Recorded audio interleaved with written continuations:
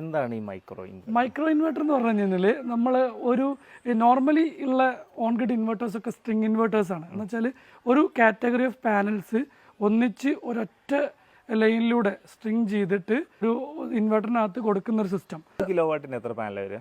ഒരു 6 പാനൽ ഉണ്ടെങ്കിൽ 3 കിലോ വാട്ടിന്റെ മുകളിലാവും. 500 6 പാനലും കൂടി ഒരൊറ്റ പ്രൊഡക്ഷൻ ആയിട്ട് ഔട്ട് വരുന്നുണ്ടാവും. അപ്പൊ എന്താ വെച്ചാൽ ഏതെങ്കിലും ഒരു പാനലിന്റെ പ്രൊഡക്ഷൻ കുറഞ്ഞു കഴിഞ്ഞാൽ എൻ്റർലി മൊത്തം പാനലിനെയും അത് എഫക്റ്റ് ചെയ്യും. ഇപ്പോൾ യൂറോപ്യൻ കൺട്രീസിലൊക്കെ പൊതുവെ എന്താണെന്ന് വെച്ചിട്ടുണ്ടെങ്കിൽ അവരുടെ വീടുകളെല്ലാം ഇങ്ങനെ ചെരിഞ്ഞിട്ടായിരിക്കുമല്ലോ, 47-45 ഡിഗ്രിയിലൊക്കെ ചെരിച്ചിട്ടായിരിക്കും അവർ മേൽക്കൂരകൾ ചെയ്തിട്ടുണ്ടാവും. അപ്പോൾ ഇങ്ങനെയുള്ള സ്ഥലങ്ങളിൽ പല പല സ്ഥലത്തുനിന്നും വെളിച്ചം വരുന്നതുകൊണ്ട് ഇവിടെ ഓരോ സ്ഥലത്തും ഓരോ പാനൽ വെക്കുമ്പോൾ അല്ലെങ്കിൽ എത്ര പാനൽ വെക്കണമെങ്കിൽ അതിന് മൈക്രോ ഇൻവെർട്ടേഴ്സാണ് കൊടുക്കുക. ബേസിക്കലി ഈ ടെക്നോളജി വന്നിട്ട് അമേരിക്കൻ ടെക്നോളജിയാണ്.